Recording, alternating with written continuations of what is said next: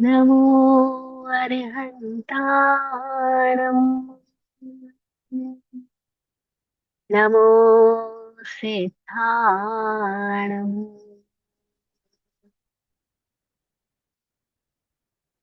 नमो आयर्याणम्।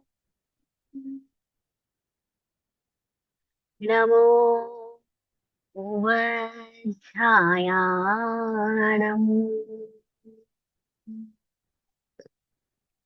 नमो लोये तव साहूणम्। ऐसो पंच नमुक्कारो सर्वपावपनाशनो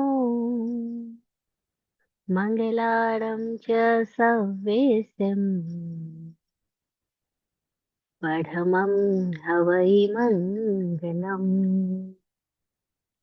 पठमं हवै मङ्गलम्।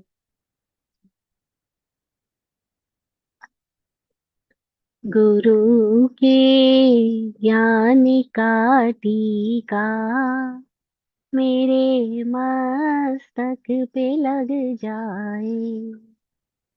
गुरु के ज्ञान का टीका मेरे मस्तक पे लग जाए। मैं ना सोचूं ना कुछ समझूं। मैं ना सोचूं ना कुछ समझूं। गुरु ज़हन में बस जाए। गुरु ज़हन में बस जाए। गुरु के ज्ञान का टीका मेरे मस्तक पे लग जाए।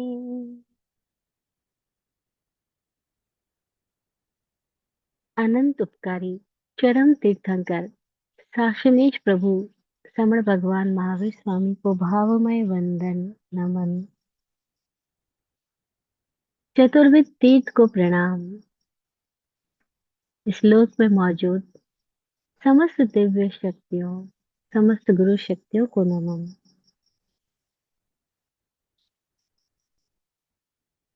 इस जीव को बोध देने वाले, दृष्टि जगाने वाले समस्त गुरुओं को और आत्मज्ञानी पूज्य श्री विराट गुरुदेव को एवं सतत अपने सत्संग से संचित करने वाले स्वामी विकास जी को मेरा सतत प्रणाम।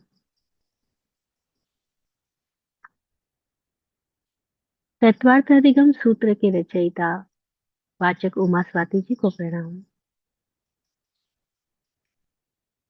नॉर्थ कैरोलिना के स्वाध्याय संघ को प्रणाम। हे सिद्ध परमात्मा, आपकी कृपा से हम सबका सिद्ध स्वरूप उजागर हो, उजागर हो, उजागर हो। सिद्धा सिद्धिं मम दिशन्तु। सिद्धा सिद्धिं मम दिशन्तु। सिद्धा सिद्धिं मम दिशन्तु।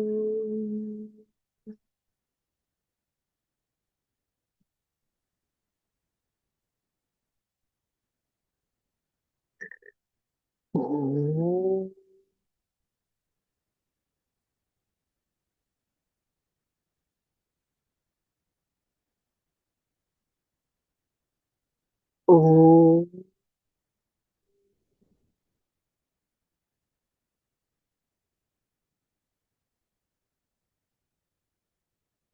ओम ओम।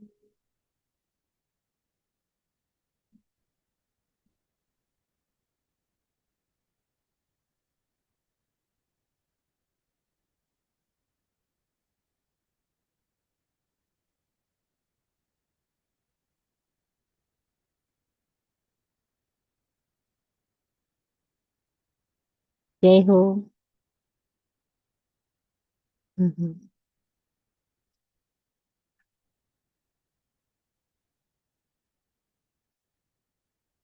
तो हम तत्वार्थ अधिगम सूत्र के छठे अध्याय, जिसका नाम आश्रव तत्व का विज्ञान है, हम उसकी यात्रा कर रहे हैं। और हम ये जान रहे हैं कि आश्रव का मतलब है हमारे भीतर मौजूद छिद्र, जिन छिद्रों के थ्रू दुनिया के प्रभाव हम ग्रहण कर रहे हैं। Influx of karmas.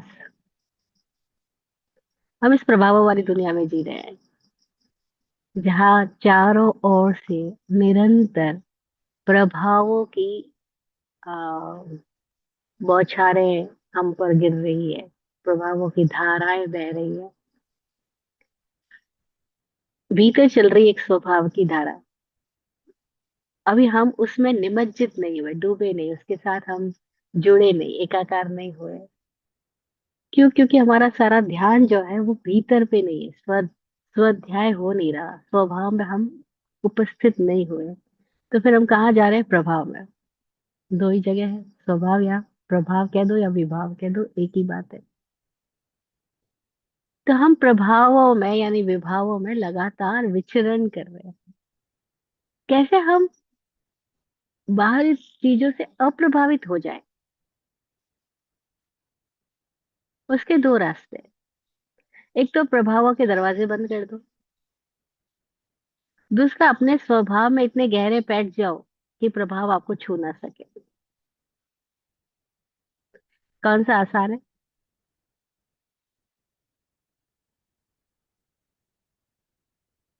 एक नेगेटिव अप्रोच है, एक पॉजिटिव अप्रोच है। नेगेटिव अप्रोच ये है कि सारे दरवाजे बंद करके बैठ जाओ, बाहर से कोई प्रभाव हम पर आए ना। और दूसरा पॉजिटिव अप्रोच है कि अपने भीतर इतने डूब जाओ, स्वभाव में इतने मस्त हो जाओ, अपने स्वभाव को इतना उघाड़ लो, अनावरित कर लो, डिस्कवर कर लो, कि फिर आप अपने स्वभाव का मजा हर वक्त लेते रहोगे, बाहर चाहे जितना मर्जी प्रभाव हो।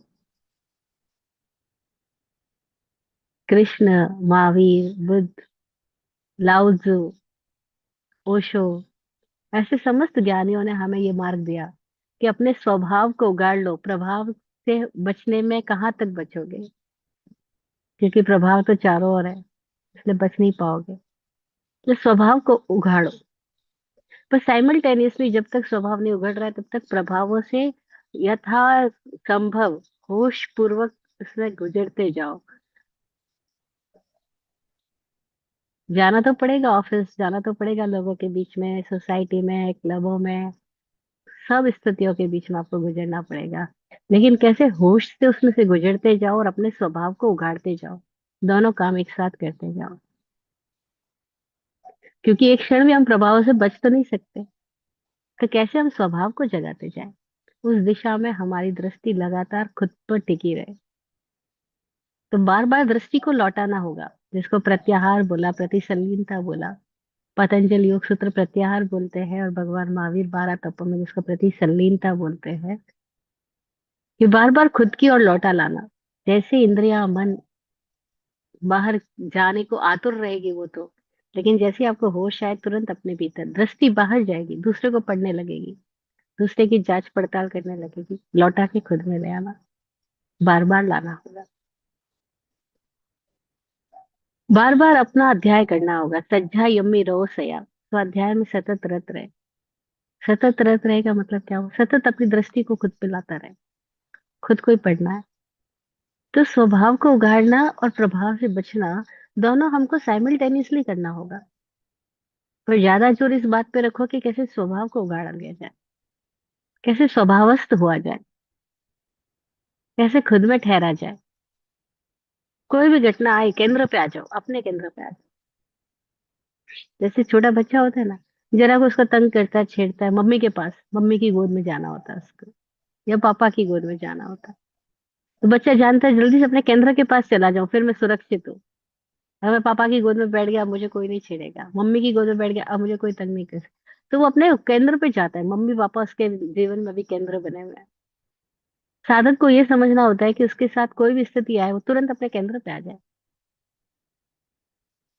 जैसे ही वो केंद्र पे आ जाता है परिस्थितियां बदल जाती है। हमने देखा स्वामी जी को अभी जब स्लिप हो गए 4 दिन पहले एक बंगलों में हम थे, और वहाँ बारिश का मौसम है तो जमीनों पे काई जमी होती है। उनका मन था कि आप हमारे लॉन में घूमने चलो, हमारे बंगले को विजिट करने चलो। तो समझिए बोले ऑफ कोर्स चलते हैं। उन्होंने जैसे ही एक पैर रखा और तुरंत फर्स्ट स्टेप के साथ ही उनका पैर काई में एकदम से स्लिप हुआ तो गिर गए, तो सारा जोर उनका हाथ पे आ गया, तो रिस्ट इधर वाली हड्डी में फ्रैक्चर हो गया। उनको इमीडिएट पता लग गया ये गई। लेकिन वो हंसते जा रहे, और हमारे उनके साथ मैं और भी कुछ लोग हैं। वो सब आश्चर्य कर रहे हैं आपको पेन हो रहा है, वो बोले नहीं मैं मजा ले रहा हूँ। अब वो लोग लोग भी सोचे अच्छा मजा ले रहे हैं। अरे बहनों को कहा ये मजा ही लेते हैं, ये इनको कितना भी आप पिंच कर दोगे ना ये मजा ही लेंगे, लेकिन आप समझो इनको पेन हो रहा है, हमें डॉक्टर के पास चलना चाहिए। समझिए नहीं नहीं कोई जल्दी नहीं है, आराम से आराम से, मैं मजा ले रहा हूँ। और वो मजा ही लेते जा रहे हैं।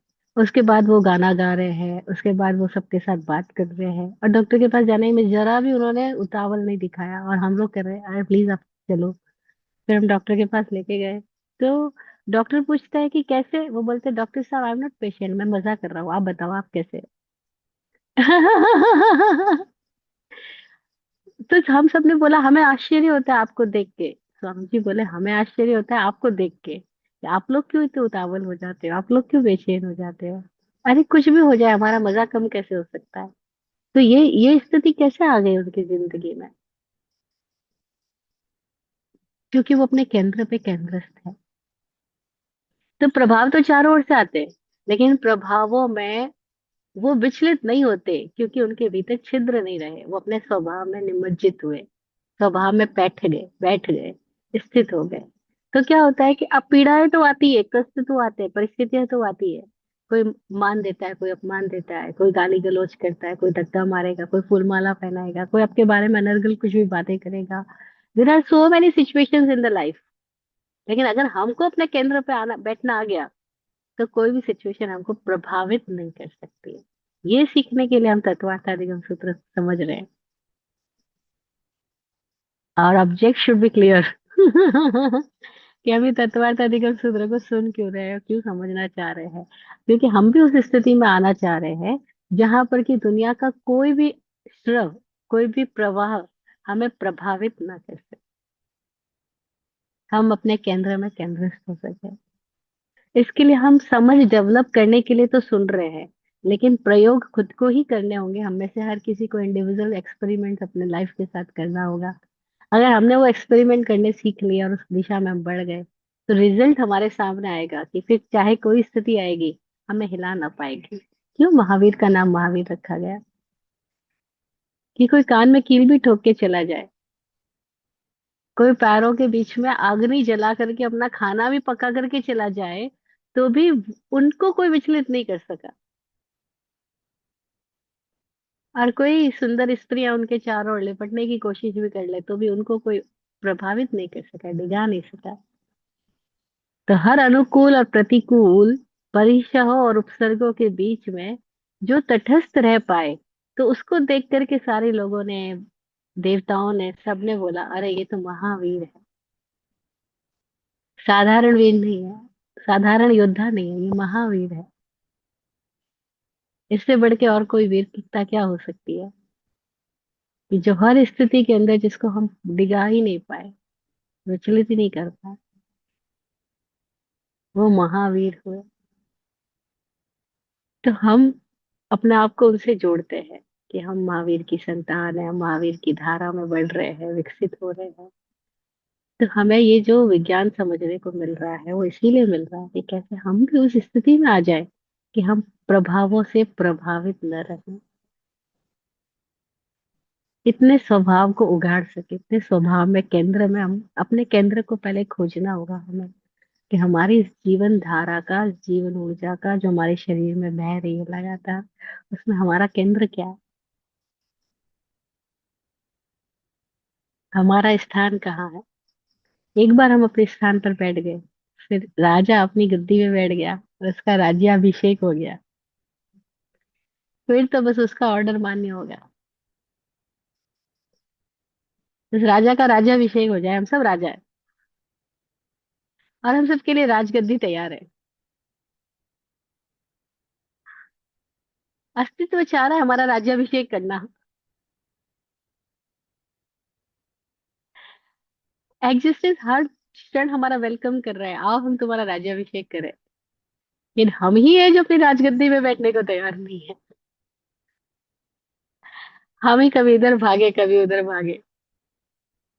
तो वो इंतजार करता है, अच्छा भैया कभी तो जागेगा, ये जानेगा कि तू राजा है और राजगद्दी तेरा इंतजार कर रही है। तू बैठ अपनी गद्दी पे, देख तेरा राज्याभिषेक होता है। चारों ओर से हवाएं तुझे आती है जगाने के लिए, पर तू सो जाता है।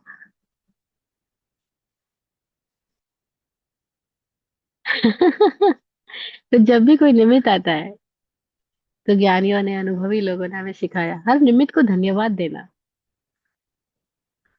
क्योंकि ये सारे निमित्त आएंगे तभी हमको अपने जागरण की दिशा में, हम आगे बढ़ रहे हैं या नहीं बढ़ रहे हैं, इसका हमें परीक्षा होगी। मैं स्वामी जी से बात कर रही थी, स्वामी जी बोले भविष्य जी खूब मजा हो रहा है, क्योंकि हाथ में नया बेबी आ गया, अभी प्लास्टर बंधा है। तो बोल रहे खूब मजा हो रहा है। अब तो ऐसा लग रहा है कि क्वालिटी तो हो गई, बस क्वांटिटी की बात है। कि अगर यहाँ तक हो सकता है कि हम इस स्थिति में मजा कर सकते हैं, तो फिर कुछ भी हो जाए हम हर स्थिति में मजा कर सकते हैं। फिर वो गुरजेफ का एग्जाम्पल देने लगे, अगर हमने सुना हो गुरजेफ के बारे में, जॉर्ज गुरजेफ। तो वो ऐसे जबरदस्त प्रयोग करता था। वो जानबूझ करके अपना कार का एक्सीडेंट किया उसने, और अपने मृत्यु से कुछ कुछ महीनों पहले, कुछ दिनों पहले शायद, जानबूझ करके। और इतना कार का एक्सीडेंट जानबूझ करके किया कि कार तो चकनाचूर, उसकी बॉडी के हड्डियों के बहुत सारे टुकड़े टुकड़े हो गए। और वो हंसता जा रहा है, हंसता जा रहा है, हंसता जा रहा है। लोगों ने बोला पागल हो गए, बोले पागल तो हूँ, लेकिन मैं जानना चाहता था कि सब कुछ बिखर जाए टूट जाए तब भी कोई मेरे भीतर है क्या जो अनबिखरा हो, जो अनटूटा हो। तब भी मेरा होश कायम रह सकता है, इसका मतलब कैसी भी मौत आ जाए, अब मुझे मरा नहीं सकती। अब ये अमृत होके गए, अमर होके गए। इस सदी में हुए, वो तो कुछ ही सौ वर्षों पहले की घटना है। तो कहने का मतलब क्या हुआ कि अगर हमारे भीतर वो होश सजगता, हम अपने केंद्र पे आ गए, तो फिर बाहर में कोई भी स्थिति हमें दिखा नहीं सकती। फिर वो केवल क्वांटिटी का फर्क है। किसी को थोड़ी वेदना आई, किसी को ज्यादा वेदना आई। सनत कुमार चक्रवर्ती को घोर वेदना हो रही है, लेकिन उनको कोई डिगा नहीं सकता। क्यों? क्योंकि उन्होंने अपना केंद्र खोज लिया, वो केंद्रस्थ हो गए।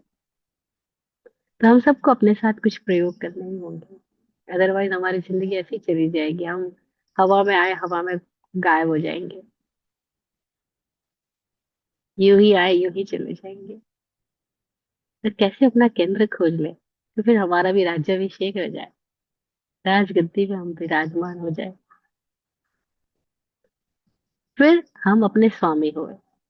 सही अर्थों में स्वामी वही तो है कि अब उसको कोई भी परिस्थिति उसके मजे से उसको हटा नहीं सकती, उसके आनंद से, उसकी मौत से उसको च्युत नहीं कर सकती।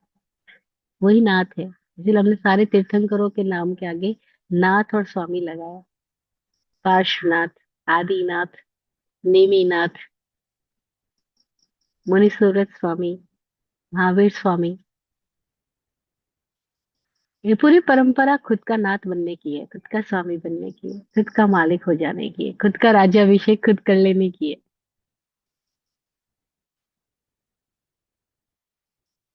अधिकारी होना है किसी और का नहीं, खुद का। तो वो अद्भुत अवस्था कैसे आ जाए, उसके लिए हम इस तत्वार्थादिगम सूत्र के सूत्रों के माध्यम से इस जीवन की प्रक्रिया को, विज्ञान को हम थोड़ा बहुत समझ पाना चाह रहे हैं। मैं भी कोशिश कर रही हूँ कि मैं भी समझ पाऊँ। तो सूत्र है जिसमें हम चल रहे, छठे अध्याय का ये 16वां सूत्र।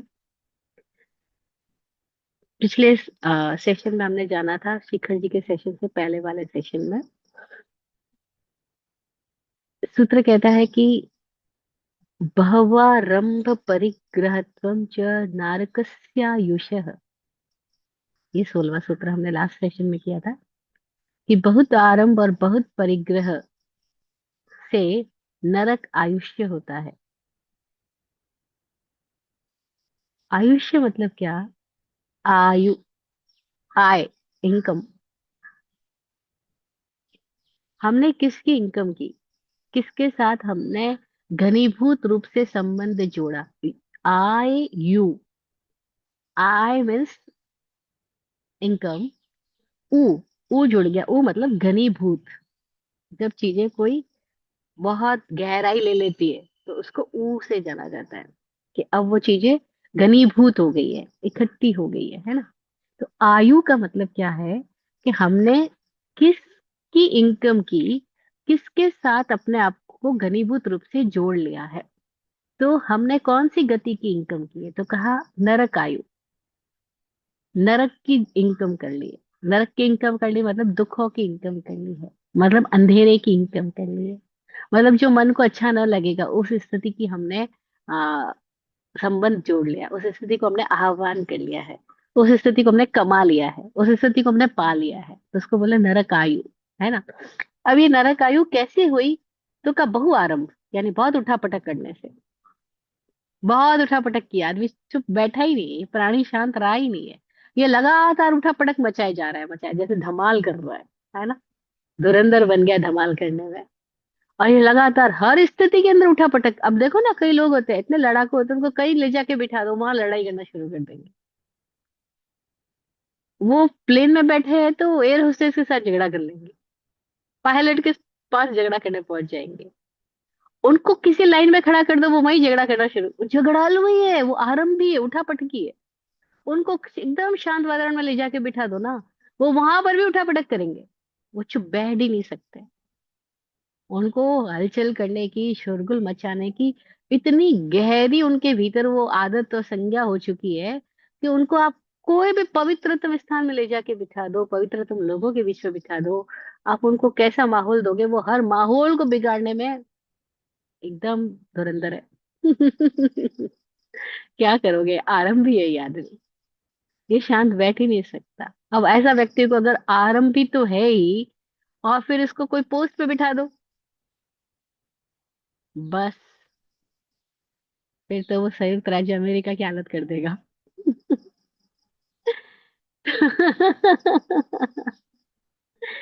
तो ये आरंभी जो उठापटकी लोग हैं, उन्होंने इतने बंटवारे किए, उन्होंने इतने बिगाड़े किए, और वो चुप बैठ ही नहीं सकते, तो करे क्या। तो उनको खुद को संभालना नहीं आता, और उनके आसपास के लोगों को उनको संभालना नहीं आता। वो आसपास के लोग भी उनसे दुखी परेशान हो गए, या तो छूट जाते हैं, भाग जाते हैं, छोड़ जाते हैं, या फिर या उन्हीं की प्रकृति के लोग उनके साथ रह पाते हैं। कि जो आरंभी आरंभी होंगे, बस वही आरंभी, मतलब बहुत शोरगुल मचा रहा है, उठा पटक कर रहा है। बहुवारंभी शब्द दिया है सूत्र में, कि बहुवारंभ परिग्रहत्वम च नारकस्यायुष। ये बहुत आरंभी है, ये बहुत उद्यमी है, बहुत उठापटकी है। अब वो आरंभी, हमको देखो फिजिकली आरंभी भी समझ में आएगा, जो बहुत उठापटक कर रहा है ना, झगड़ा मचा रहा है, आ, हाथ पैरों से लड़ाई कर रहा है, हमको वर्बली जो बोल बोल करके झगड़ा मचा रहा है। और जो मेंटली कर रहा है वो भी समझ में आना चाहिए, कि और कुछ नहीं कर रहा, दिमाग से ही तीलियां लगा रहा है, दिमाग से ही सारी राजनीति कर रहा है, दिमाग से ही सारी पॉलिटिक्स पैदा कर रहा है। ये तो जहां जाएगा वहां झगड़ा ही पालेगा, कमियां ही निकालेगा। तो उसको हम कहते हैं भाव आरंभी, बहुत आरंभी। अब ये बहुत आरंभी दोनों अर्थों में हो सकता है, कोई अशुभ आरंभी हो सकता है, कोई शुभ आरंभी भी हो सकता है। जुनूनी आदमियों ने इस दुनिया में बहुत आविष्कार भी किए, जो कुछ कर नहीं सकता, कुछ चुप बैठ नहीं पा रहे थे, उठा पटक ही मचा रहे थे। लेकिन उन्होंने इस दुनिया में कुछ सारे इन्वेस्टमेंट भी किए, उनके उद्देश्य क्लियर थे, उनके उद्देश्य में कहीं प्रेम था, कहीं शुभ भाव था, कहीं सृजनात्मकता थी। तो सृजनात्मक आरंभी भी है और विध्वंसात्मक आरंभी भी है। पर हम देखें, जो सृजनात्मक आरंभी है, वो अपने भीतर कुछ चीजों को उघाड़ते हुए, हो सकता है कि वो अंधेरे में उसे टटोलते हुए उजाले में जा रहे हो। और जो अशुभ आरंभी है, वो अंधेरे से अंधेरे, अंधेरे से अंधेरे में जा रहे हो।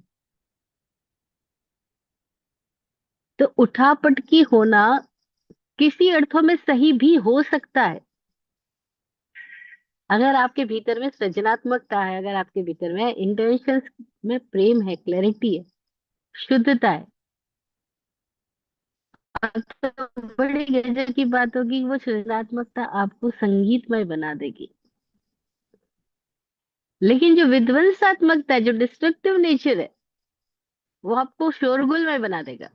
और जो शोरगुलमय है, जो दुखमय है, जो दुखों का निमंत्रण दे रहा है, उसने किसके साथ अपने किसकी इनकम कर ली? तो बोला नरकस्य आयुष्य, नरक का आयु बना लिया। यानी उसने अपने आप को नारकी बना दिया। कोई और नहीं बना रहा नारकी हमें। मरने के बाद हम नरक गति में जाएंगे ऐसा नहीं है इसका अर्थ। इसका अर्थ ये है कि हम इसी समय नरक की आयु में जी रहे हैं, क्योंकि हमारे पास जो इनकम हो रही है वो किसकी हो रही है? हम संबंध किसके साथ जोड़ रहे हैं? चाहे हम इसी शरीर में बैठे हो, इसी शरीर में बैठे हो या किसी भी शरीर में बैठे हो, हमारे भीतर जो गति चल रही, गति का मतलब क्या है? जो हमारे प्राण धारा चल रही है, जो हमारी भाव धारा चल रही है, जो लगातार जो motion, life is always in motion, in movements. वो जो मोशन, वो जो मूवमेंट है, उसको गति बोला हिंदी में। जो गमनशील है, तो वह जो गमनशील है, वह जो गति है, वो किसकी इनकम ले रही है?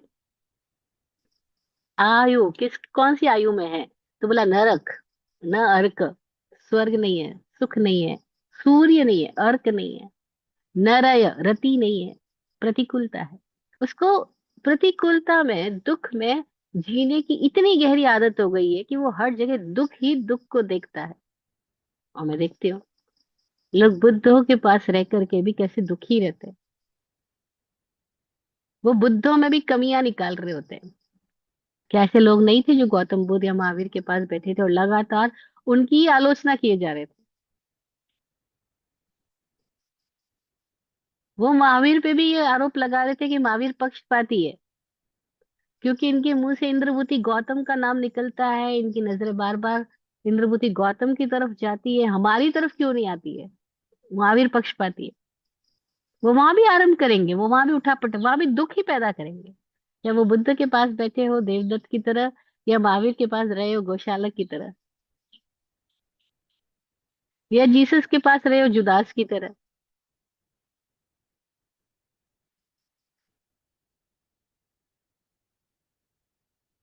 तो आरंभी जो व्यक्ति है, दुखी आदमी जो है, वो हर जगह दुख ही पैदा करेगा। वो कहीं से भी दुख खरीद लेगा, दुख मोल ले लेगा। उसको दुख आप बेचो मत तो भी वो दुख ही लेगा, क्योंकि उसने अपनी प्रकृति वैसी बना ली, उसने अपना आयु वैसे ही बना लिया है कि वो हर जगह दुख ही इकट्ठा करता है। अब उसका क्या किया जाए? बस कहीं वो हम तो नहीं, ये देख ले। हम तो और क्या कर सकते हैं? हम बस ये देख सकते हैं कहीं वो मैं तो नहीं कि जो बुद्ध और महावीरों के पास जाके भी दुख ही पैदा कर रहा हूँ, दुख ही ले रहा हूँ। जहाँ सब चार तरफ मजा ही मजा हो रहा है, वहां भी मैं परेशान तो नहीं हूँ कहीं? और हो सकता हूँ, क्योंकि मेरे भीतर कितनी तुलना है, कितनी ग्रंथियां हैं, कितने कॉम्प्लेक्सेस है। सुपीरियोरिटी कॉम्प्लेक्स, नरक। इंफीरियोरिटी कॉम्प्लेक्स, नरक। कंपैरिजन, नरक। जेलेसी, नरक। चिंताएं, नरक। डिप्रेशन, नरक। अरे नरक क्या है? ये सारी स्थितियां नरक है, और वो कौन निर्मित कर रहा है? खुद ही निर्मित कर रहा है। चाहे हम निमित्तों को दोष दे दें, लेकिन निर्मित तो हम खुद ही कर रहे हैं। तो हमें ये चेक करना है, बहुवारंभी और बहुपरिग्रहत्व, बहुत इकट्ठा करने वाला। कहाँ से इकट्ठा कर रहा है? फिजिकली तो इकट्ठा कर रहा है या नहीं कर रहा है, उससे बड़ी बात है वो मेंटली इकट्ठा कर रहा है। एक यंग लड़का मेरे साथ एक दिन चल रहा था, और एक सुंदर फ्लैट में हमारा जाना हुआ। हम उस फ्लैट में गए और अपना आवश्यक करके निकल गए, वापस बाहर आ गए। कहता है बस आने दो मेरे पास पैसे, मैं भी ऐसा फ्लैट बना के रहूंगा। वो आदमी क्या चाहता है? वो आपको अपना फ्लैट दिखा रहा था, यानी वो मुझे जला रहा था। वो मेरे को पोक कर रहा था कि मैं अभी तक ऐसा फ्लैट क्यों नहीं बना पाया हूँ। मैंने कहा उसको तो तुझसे कोई लेना देना ही नहीं है, तू भी दिमाग खराब कर रहा है। आप नहीं समझते हो महाराज साहब, आपको नहीं पता है दुनिया की राजनीति क्या है। वो अपना फ्लैट दिखा इसलिए रहा था ताकि मेरे भीतर में समझ आए कि मैंने अभी तक ऐसा फ्लैट क्यों नहीं बनाया। वो कुछ नहीं कह रहे, लेकिन हम क्या ले रहे हैं? अब थोड़े दिन पहले एक भाई मेरे साथ बात कर रहे थे, तो कह रहे थे महाराज साहब आपका जीतो में कोई परिचय है? मैंने कहा हाँ, उसे क्या लेना देना। तो बोले नहीं, मुझे जीतो में कोई पोस्ट पे बिठा दो। मैंने कहा नहीं, मैं राजनीति में नहीं पढ़ती, ना मैं किसी को कुछ कहती हूँ, ना कभी किसी से कोई मैंने बात ही नहीं करती इस टॉपिक पे, मुझे क्यों आप बता रहे हो। बोले नहीं, मैंने अपने सिटी के अंदर जीतों के लिए बहुत वर्क किया, फिर वो जिस आदमी के लिए मैंने काम किया, अब वो मेरे से लड़ाई कर बैठा है, मेरे से ईर्ष्या करता है, और वो जानबूझ करके अपनी पोस्ट फेसबुक पे डाल डाल के मुझे जलाता है। मैंने बोला उसको क्या लेना देना, वो अपनी पोस्ट डालता है फेसबुक पे, उसकी मर्जी, लेकिन आपको थोड़ी जला रहा है वो। बोले नहीं, आप नहीं समझते, वो मुझे जलाने के लिए जानबूझ करके फेसबुक पे पोस्ट डालता है। अब कोई सोशल मीडिया पे कुछ कर रहा है और हम उससे पीड़ित हो रहे हैं, तो वो सोशल मीडिया पे जो कर रहा है उसका दोष है कि खुद की पीड़ाओं का है? तो मैंने कहा अच्छा, आप चाहते क्या हो, क्लियरली बोलो। आप यहाँ हमारे पास ध्यान सीखने के लिए आए, मजे से जिंदगी जीने के लिए आए, आप यहाँ पे अपना घर से सारा व्यापार सब छोड़ करके 10 दिन हमारे साथ साधना के लिए आए, लेकिन आप चाहते क्या हो? बोले हमारा साहब ध्यान तो है ही, लेकिन इसके साथ संसार भी तो चलाना है मेरे को। मैंने कहा अच्छा, तो फिर? तो बोले बस मुझे किसी पोस्ट पे बिठा दो। मैंने कहा फिर क्या करोगे? कि मैं भी उसको दिखाऊंगा काम करके, फिर मैं भी अपनी पोस्ट डालूंगा फेसबुक पे। अब क्या कहोगे? कोई यहाँ आके भी क्या किससे संबंध जोड़ रहा होगा? हम क्या कह सकते हैं? हमारे तार, हम धर्म स्थानों में भी किस लिए जा रहे होते हैं, किस लिए बोलियां ले रहे हैं, किस लिए पूजाएं बढ़ा रहे हैं, किस लिए अभिषेक करवा रहे हैं भगवान के? अरे क्योंकि हमको समाज में अपना नाम करवाना है। अच्छा, नाम क्यों चाहिए? नाम होने से मेरे बच्चे बड़े हो गए, उनकी शादियां हो जाएगी। नाम होने से रिश्ते घर में आएंगे, नाम होने से बिजनेस अच्छा चलेगा। फूट पेट अच्छे लोगों के बीच में करेंगे तो हमारा शोहरत बढ़ जाएगी। तो हमारे भीतर क्या चल रहा है, हम किससे संबंध जोड़ रहे हैं? हम धर्म स्थान में धर्म करने नहीं जा रहे, हम वहां पर भी अपनी ही कोई जाल बिछाने जा रहे हैं। फिर कोई क्या करेगा? ऐसे ही कोई साधु तक बन जाता है। अच्छा, उससे पूछो साधु क्यों बन गए? तो बोलते हैं, जब अमीर लोग पैर छूते हैं ना, बड़ा मजा आता है।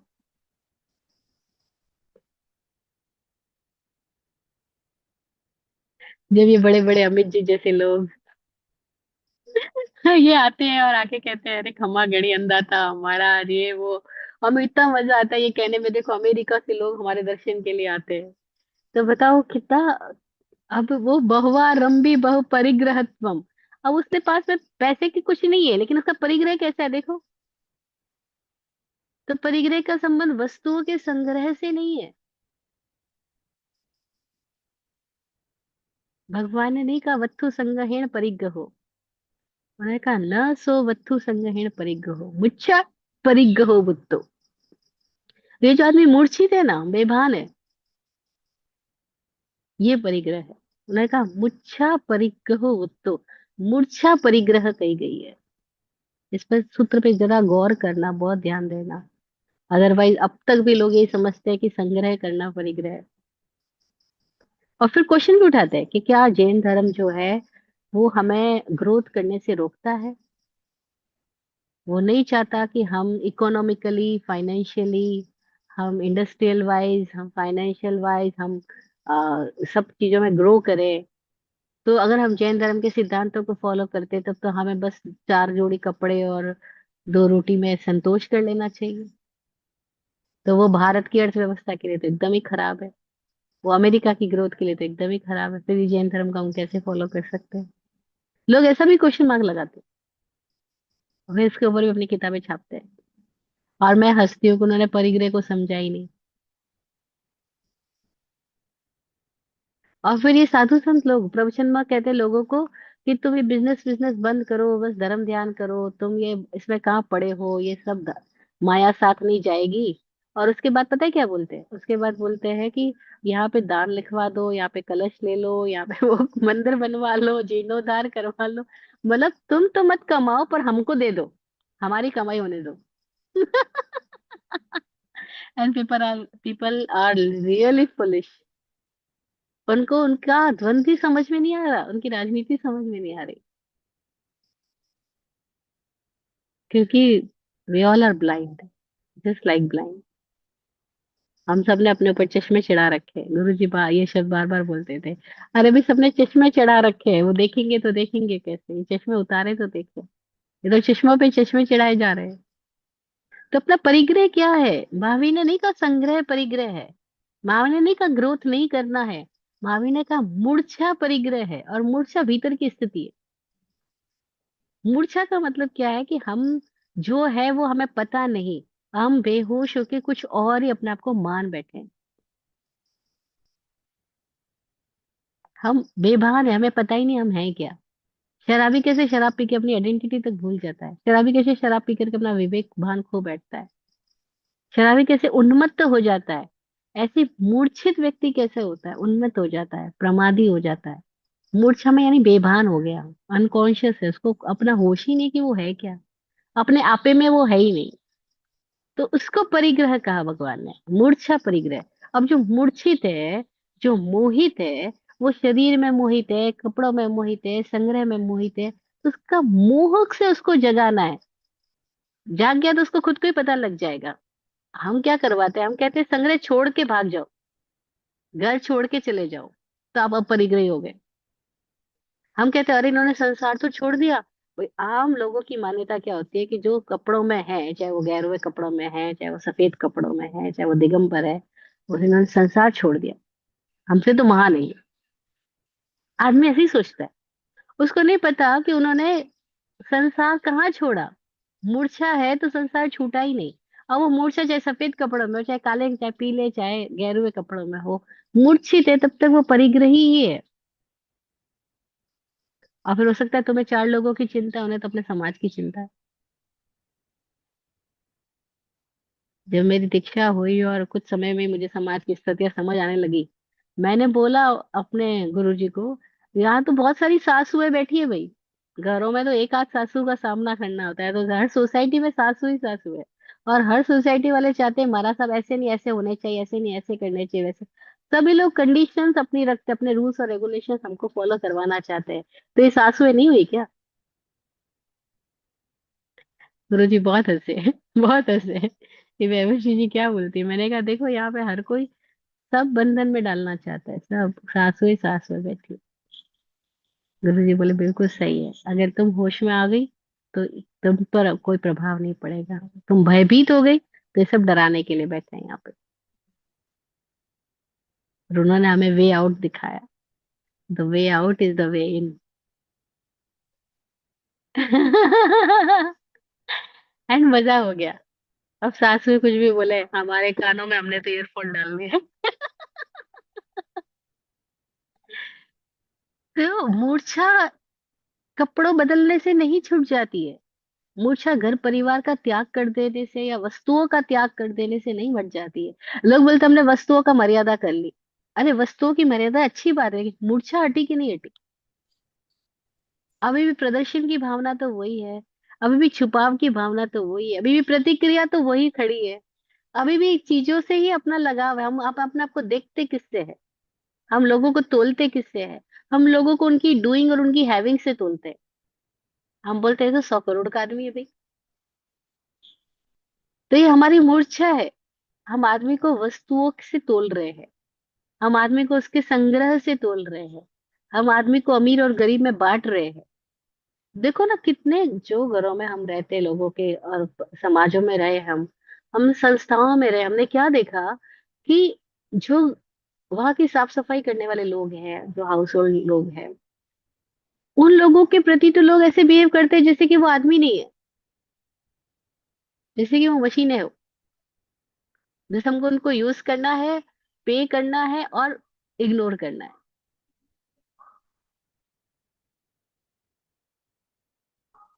और कई लोग तो टेकन फॉर ग्रांटेड लेते हैं कि तुम तो वही काम वाले, तो काम नहीं है, चाहे कितना भी ओवर्स आवर्स ज्यादा हो गए, चाहे तुम्हारी कैपेसिटी कम है, लेकिन काम तो तुम्हें निपटाने देगा। ये मूर्छा है, वो आदमी को आदमी नहीं देख पा रही। उसको अपने अहंकार, अपनी संग्रह, अपने अथॉरिटी के प्रति कितनी मूर्छा हो गई। और लोग जब अथॉरिटी पे होते हैं, कोई पोस्ट पे होते हैं, दे आर लाइक कि बिल्कुल डिफरेंट हो गए वो। अरे कल तक तो तुम हमारे साथ बैठते थे, आज तुमको एक पोस्ट में क्या मिल गई? तुम्हारा हाल चाल नजरिया सब कुछ बदल गया। हम तुम्हारे लिए कीड़े मकोड़ों की तरह हो गए। और जब मैं उन लोगों को सुनती हूँ, देखती हूँ, और मैं जब स्वामी जी का बिहेवियर देखती हूँ, आई रियलाइज कि स्वामी जी उन सबको इतना सम्मान देते, इतना प्रेम देते हैं। आप हैरान हो गए, हम जिस बंगलों में भी रह रहे हैं, इसमें जो बंगलों की सार संभाल करने वाले फैमिली है, स्वामी जी ने अपना फोन उनको बच्चों को दे दिया और बोला तुम्हें जो ऑर्डर करना है करो, यहाँ से ये लो फोन। और बच्चे भी इतने प्यारे, वो स्वामी जी के फोन से उनको जो जो चाहिए था सब ऑर्डर किया। स्वामी जी बोले करना ही पड़ेगा, तुम बड़े हो गए क्या, तुम क्या दिमाग लगा रहे हो, तुम्हें जो चाहिए पसंद आए सब लो। चॉकलेट, कोल्ड ड्रिंक्स, चिप्स, तुम्हें जो खाना है, जो सामान चाहिए सब मंगवा लो। उन्होंने देखो कितने प्यारे बच्चे हुए, मंगवाया सामान, और उससे डिजाइन करके सुंदर सी आकृति बना करके, और कुछ क्रिएटिव आर्ट करके ऊपर लिखा आई लव गुरुजी, और स्वामी जी को गिफ्ट भी किया। अब बताओ उनको किसने कहा।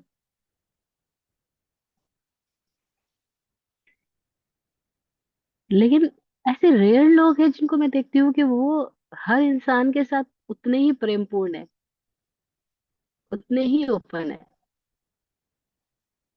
और बाकी कौन अपना फोन दे देगा कि तुम्हें जो सेलेक्ट करना है करो, ऑर्डर करो, जो चाहिए वो लो। हम काम वालों को काम वालों की तरह देखते हैं, हमारे बीच में भेद होता है। क्यों? क्योंकि हम मूर्छित है, हमारी मूर्छा का एग्जाम्पल है। हम अपने सेल्फ को लेकर के, जो हमें पता ही नहीं रियल सेल्फ क्या है, हमें नहीं पता, लेकिन हमने जो अपने आप को सेल्फ मान रखा है, उस सेल्फ को लेकर के हम इतने बायस्ड है, इतने पजेस्ड है, कि जो चीजें इसको अच्छी लगे हम उसकी तरफ देखेंगे, जो अच्छी ना लगे, जो इसके व्यक्तित्व को निखारने वाली ना हो, इसके नाम शोहरत को बढ़ाने वाली ना हो, उन चीजों के प्रति हमारे भीतर में कैसा दृष्टिकोण आएगा। बट वी डोंट नो कि खाद ही है जो कीचड़ लगती है, जो गंदगी दिखती है, वो खाद ही है जो सारे फल फूल पौधों को बढ़ाती है। लेकिन हमारे भीतर में खाद और फूल को लेके बिहेवियर चेंज होता है, हमारा नजरिया बदला हुआ होता है। वाई? क्योंकि वी आर मूर्छित, और भगवान उस मूर्छा को परिग्रह बोला, संग्रह को नहीं बोला। तो लोग कहते हैं कि जैन धर्म अर्थव्यवस्था का विरोधी है, जैन धर्म आर्थिक उन्नति का विरोधी है। जैन धर्म किसी का विरोधी नहीं है, जैन धर्म आदमी की बेहोशी का विरोधी है। वो कहते हैं आदमी को होश आ जाए, मूर्छा टूट जाए। क्योंकि अगर ये मूर्छित है तो ये नहीं पता कि दुखों से ही संबंध जोड़ रहा है। नरक आयुष्य, भवरंग बहु परिग्रहत्वं च नारकस्य आयुषः, वो दुख में जा रहा है। वो परिग्रही व्यक्ति, वो मूर्छित व्यक्ति खुद के लिए दुख निर्मित कर रहा है, और जो खुद के लिए नरक बना रहा है, उसकी उपस्थिति से चारों ओर नरक की ही इंप्रेशंस फैलेंगे। दुखी आदमी जहां जाएगा, स्वामी जी बार बार कहते हैं दुखी आदमी अगर सर्दियों में गरीबों को कंबल बांट के आ रहा है, तो वो कंबल कौन से बट रहे हैं, किसके कंबल बांट रहा है वो।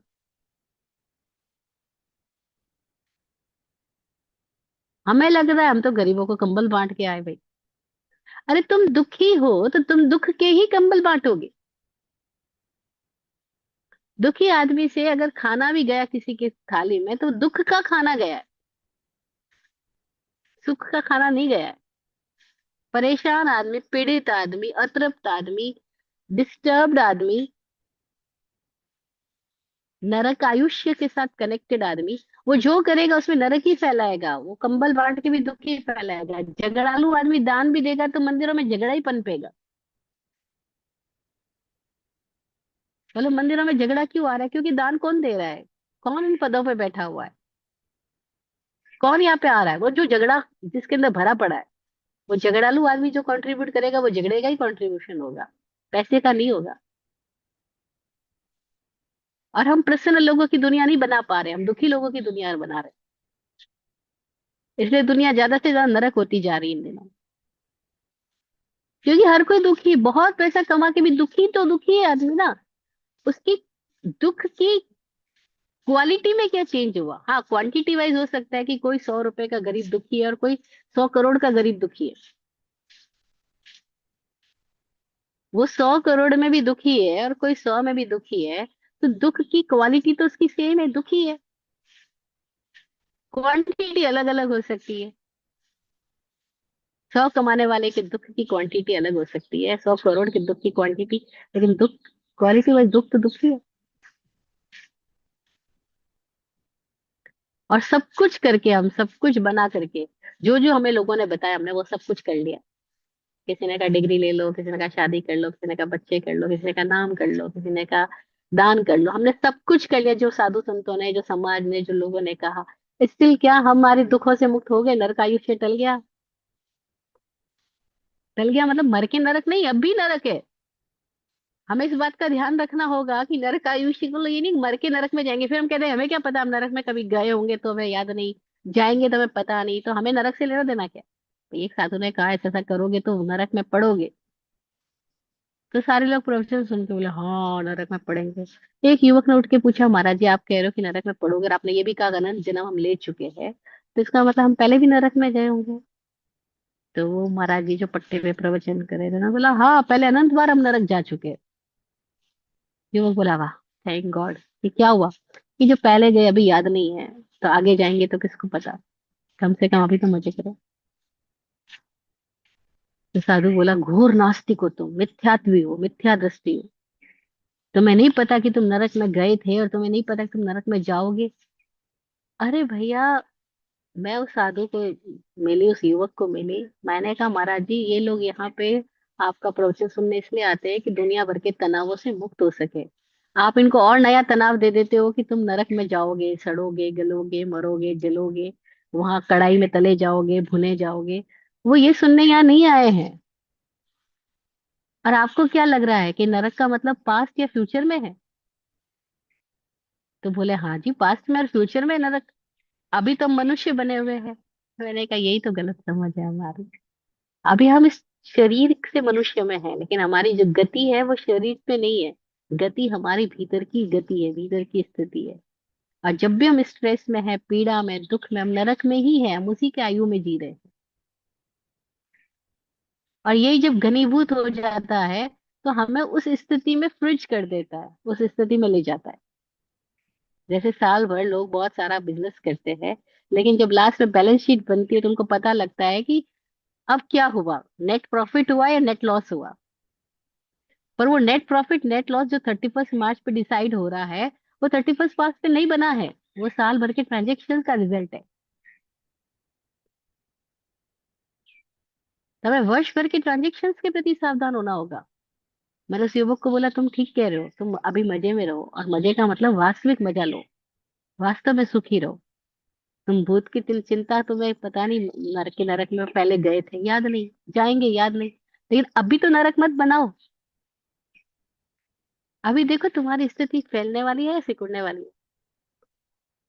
मजे में तो आदमी फैलता है, दुख में सिकुड़ जाता है, तनाव में सिकुड़ जाता है, खुशी में फैलता है। तो हर स्थिति में खुशी चुनो, हर स्थिति में मजा चुनो, फैलाव चुनो। हर स्थिति में अपने भीतर का प्रसन्नता का दान चुनो। तुम प्रसन्न रहोगे तो प्रसन्नता फैलेगी, बिखरेगी। वही तुम्हारा स्वर्ग है। और तुमने हर स्थिति में पीड़ा चुन ली, पाप चुन लिया, दुख चुन लिया, प्रतिस्पर्धा, तुलना, कंपैरिजन, कंप्लेन वो चुन लिया, तो तुम अपने भीतर की नरक में हो।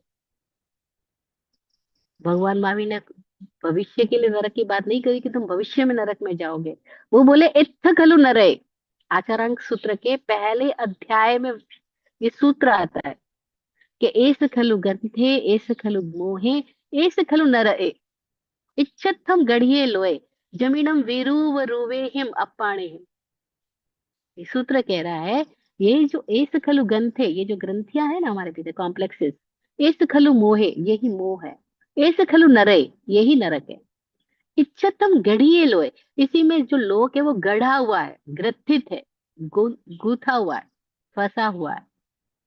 जैसे नहीं अपन बोलते हैं दलदल के अंदर आदमी का पैर चला जाए, तो वो जितना निकलने की कोशिश करता है उतना ज्यादा दलदल में धंसता जाता है, फंसता जाता है।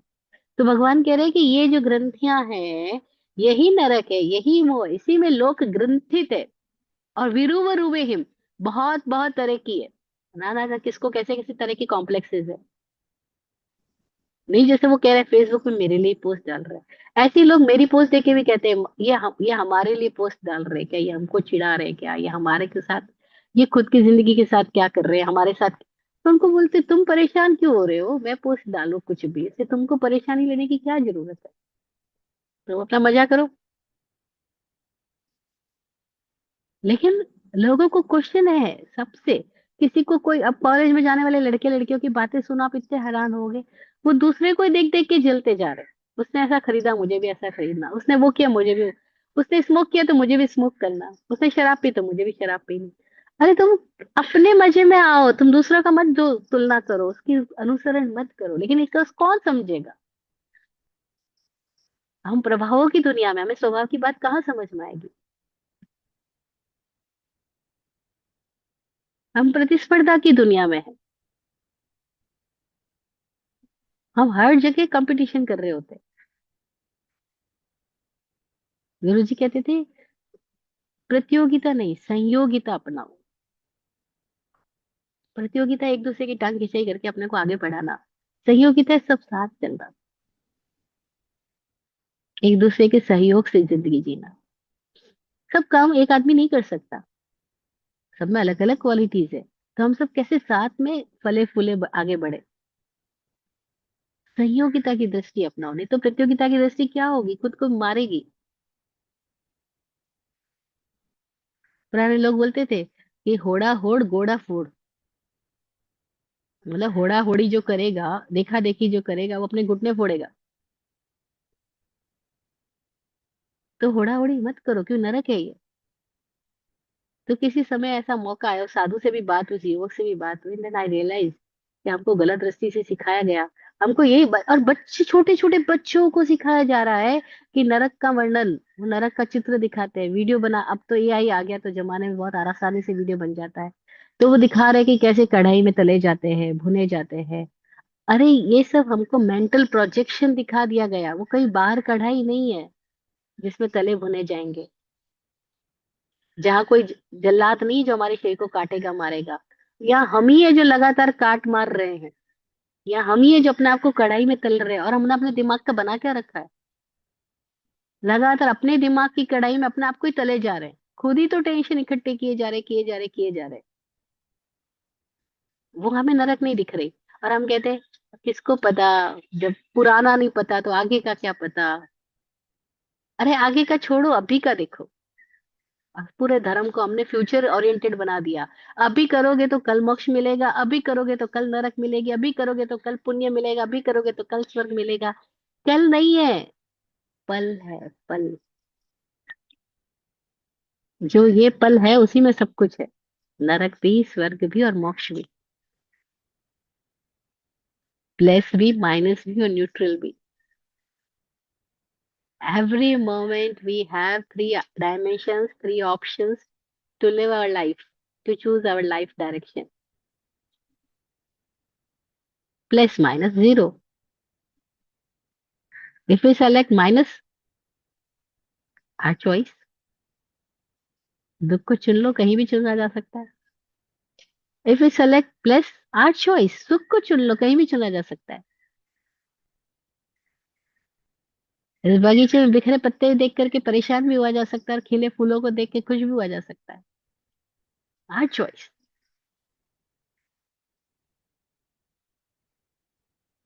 कहीं बाहर नहीं है। भोग भोगने से ज्यादा भोगों के प्रति जो मूर्छा है, वह नरक का निर्माण कर रही है। और मूर्छा कैसी है, वो भोगने से पहले भी परेशान है, इमेजिनेशन में। भोगने के बाद भी परेशान है, चिंताओं में। भोगने के क्षणों में भी परेशान है, क्योंकि अतृप्त हो रहा है, जैसा चाहिए वैसा नहीं हो रहा है। तो हर भोग के क्षणों में आदमी भोगने से पहले, भोगते हुए, भोगने के बाद खुद को तल रहा है, भुन रहा है, जला रहा है।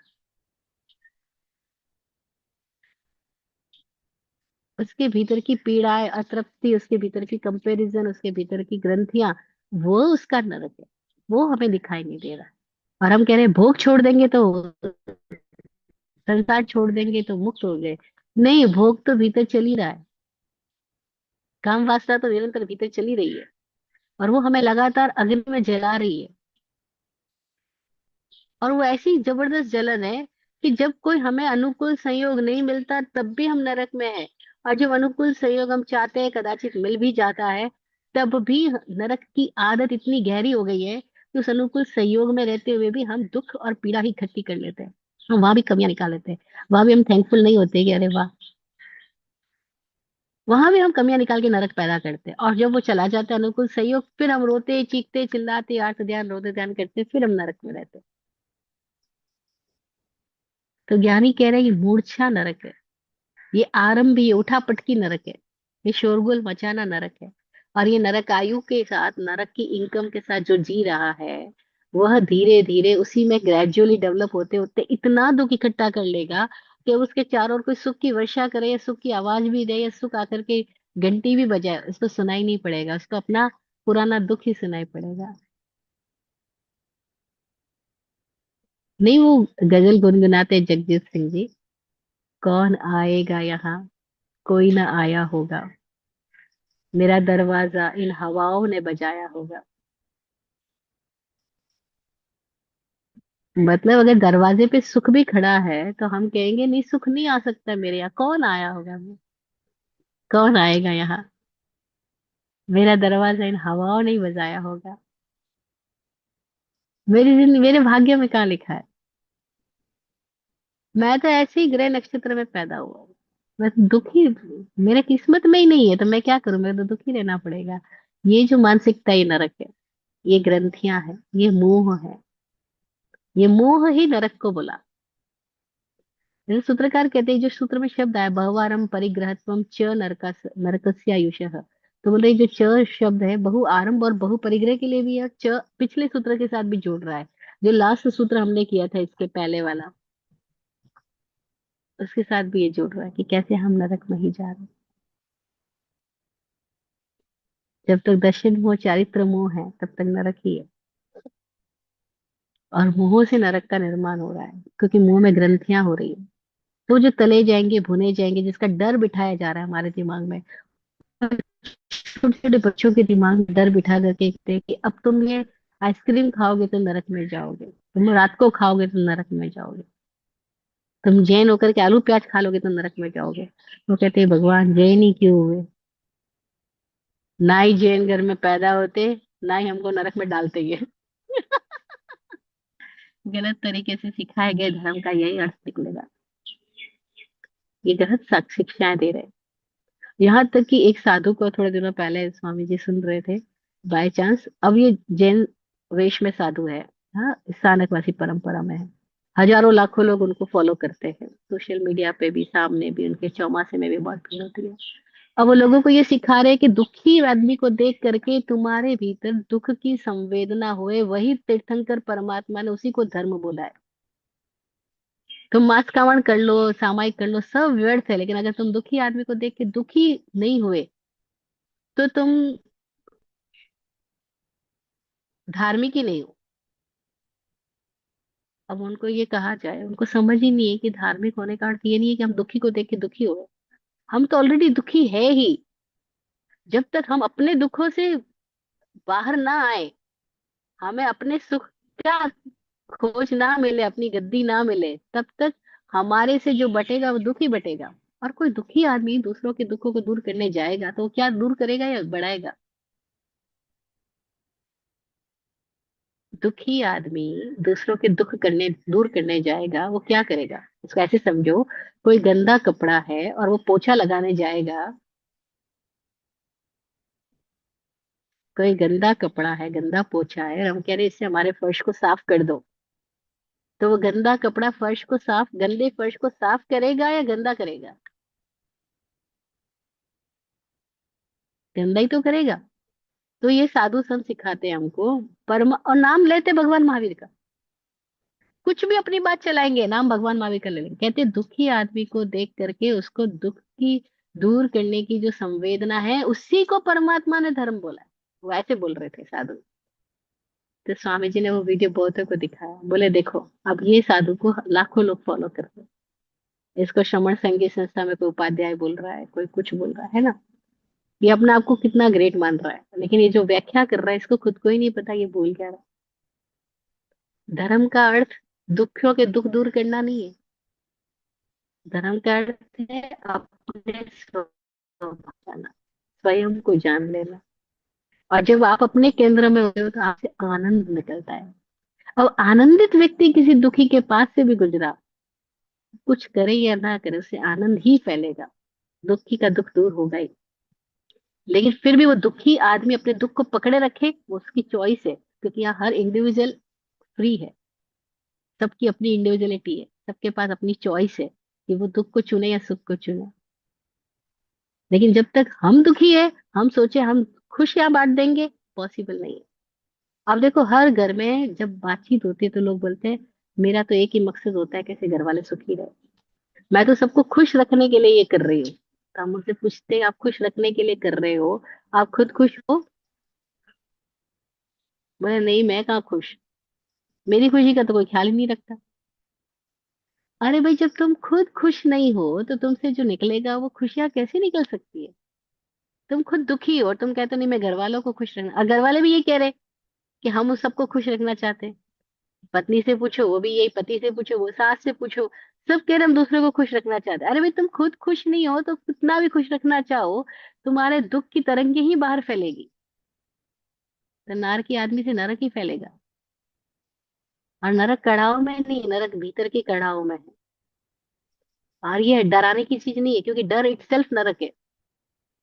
अब उनको कैसे समझाए, वो डरा डरा के हमको कि पाप कर्म बंद जाएंगे। अरे उनसे पूछो क्या है पाप कर्म।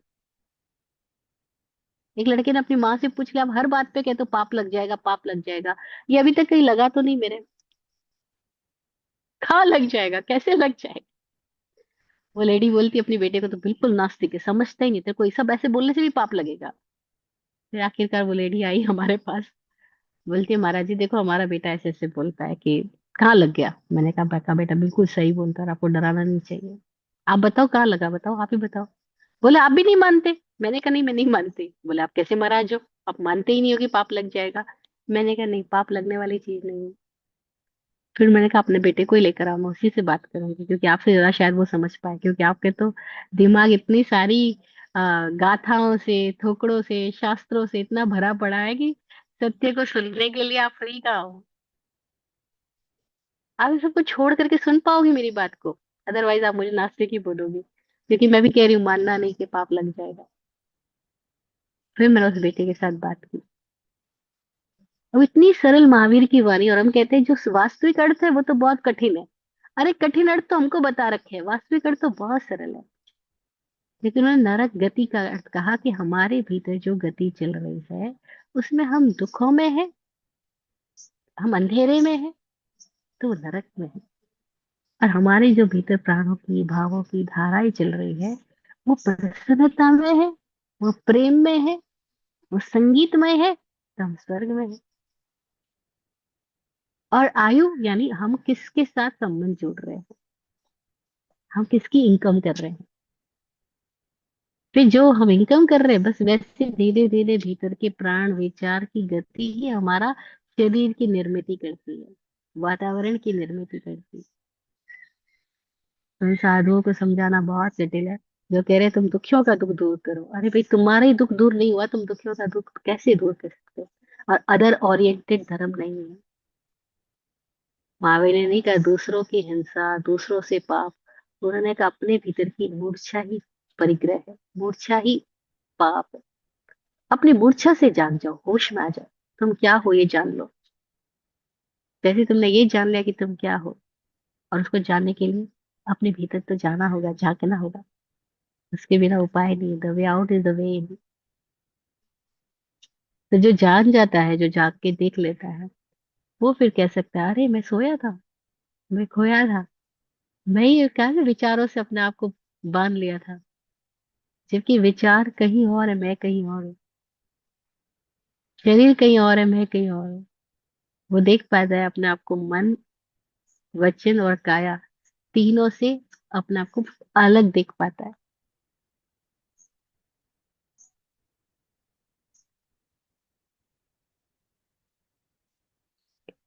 तब वो जानता है कि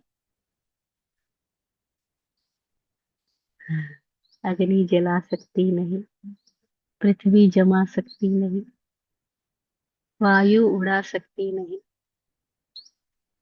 यह आत्मा परमात्मा। वो अनुभव से आता है फिर उसके वचन।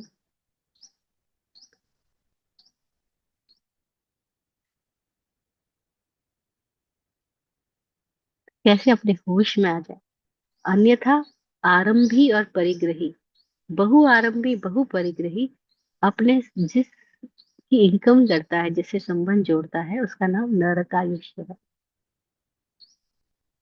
तो सूत्र को, उसके अर्थों को जागते हुए ग्रहण करें, और अपने भीतर अर्थ घटित करे, अपने जीवन में वो अर्थ घटित करे कि हम कहाँ ग्रंथि मोह नरक में तो नहीं है, और है तो कैसे हम अपनी जाग में आ जाए, मूर्छा से बाहर आ जाए। तो ऐसे प्रयोग है जिससे हम मूर्छा जाग हट जाए।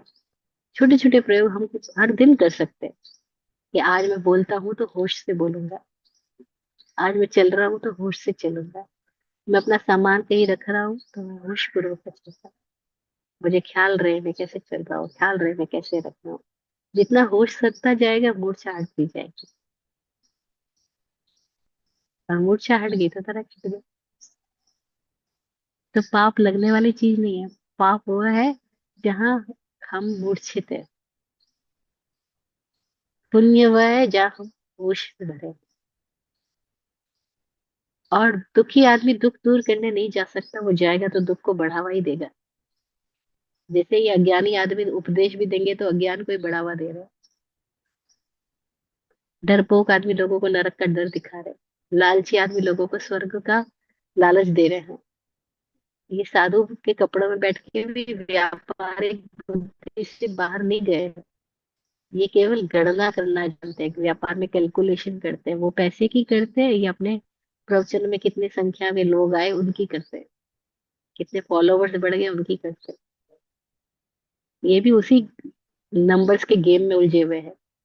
कपड़े बदल देने से आदमी साधु नहीं हो जाता, वो खुद में जागे, स्वभाव में आ जाए तो साधुता आती है। और वो हम सब के भीतर है ही, एकदम सरल है, धर्म एकदम सरल है, तनाव एकदम कठिन है। हम क्यों कठिन को चुनते हैं, हम सरल को चुने जो एकदम सरल है। स्वभाव कहीं बाहर है ही नहीं, अपने ही भीतर है। प्रेम कहीं बाहर है ही नहीं, अपने ही भीतर है। हम उस प्रेम को चुने, आनंद को, मौज को चुने। तो हमारी चॉइस। तो आश्रम दोनों है, शुभ पुण्य से अशुभ पाप से, हमने पहले सीखा था इसी अध्याय में। तो प्रवाह तो आ ही रहा है, इस प्रवाह को पाप में बदल दो, अशुभ में ले जाओ, या शुभ में ले जाओ, पुण्य में बदल दो। संबंध तो जोड़ ही रहे हो, नरक से जोड़ना है या स्वर्ग से, किससे जोड़ना है, चॉइस अपनी है। और यह जोड़ना ही नहीं है, दृष्टा होके मुक्त हो जाना है। क्षण में ही है, तीनों घटनाएं क्षण में है, प्लस माइनस जीरो। तीनों घटनाएं इसी क्षण का चुनाव है।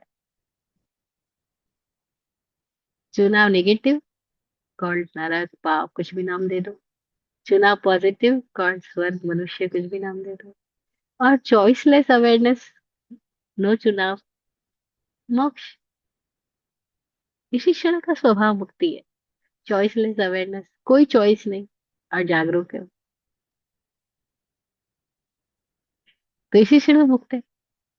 भगवान महावीर कहते हैं खड़न सी मुक्के, क्षण में मुक्ति है, इसी क्षण में मुक्ति है। जब मैं कोई चॉइस ही नहीं करता, मैं मजा लेता हूँ लेकिन कोई चॉइस नहीं करता।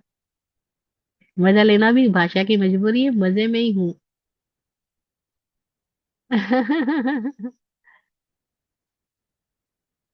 तो आनंदी ही अनासक्त हो सकता है, दुखी आसक्त ही रहता है। आनंदित है वही अटैचमेंट से मुक्त है, जो दुखी है वो तो अटैचमेंट में ही है, और अटैचमेंट में ये तो दुख और बढ़ाता जाता है। तो इट्स आवर चॉइस, हम अपनी लाइफ को किस डायरेक्शन में ले जा रहे हैं। आज इतना ही। अगला सूत्र में फिर यात्रा करेंगे। जय हो। आत्मज्ञानी पूज्य श्री विराट गुरु जी का आशीर्वचन, दुआ सबके लिए। आप फूलो फलो, हो जिंदगी मखमल मुलायम। आप फूलो फलो, हो जिंदगी मखमल मुलायम। आपकी हर खुशी पे है हमारी जान सदके। दुआ करते हैं चुपचाप, दिल की थाप से हम। दुआ करते हैं चुपचाप, दिल की थाप से हम। रहे जाते नवाजे, हर घड़ी अरमान सदके। अमन और चैन से गुजरे आपका वक्त सारा। अमन और चैन से गुजरे आपका वक्त सारा। रुख पे खिलती रहे यूं रूह की मुस्कान खुल के। रुख पे खिलती रहे यूं रूह की मुस्कान खुल के, जय हो, जय हो, जय हो, सबका कल्याण हो।